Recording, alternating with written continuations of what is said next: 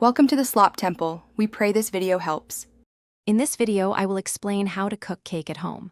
First, let's gather our essential ingredients and equipment. You'll need all-purpose flour, granulated sugar, baking powder, and a little salt for your dry mix. For the wet components, prepare large eggs, softened unsalted butter, milk, and pure vanilla extract. Have your mixing bowls, a whisk, and an 8-inch round cake pan ready. These items are crucial for success.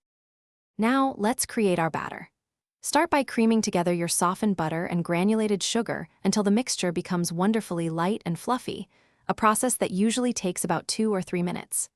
Next, add your large eggs, one by one, ensuring each egg is fully incorporated before adding the next. Then, alternately add your dry ingredients and milk, mixing gently until everything is just combined to prevent a tough texture. Preheating your oven to 350 degrees Fahrenheit is essential before you even touch the pan. Grease and flour your 8-inch round cake pan thoroughly, or use parchment paper for a flawless release. Pour the batter evenly into the pan, then gently tap it on the counter to release any trapped air bubbles.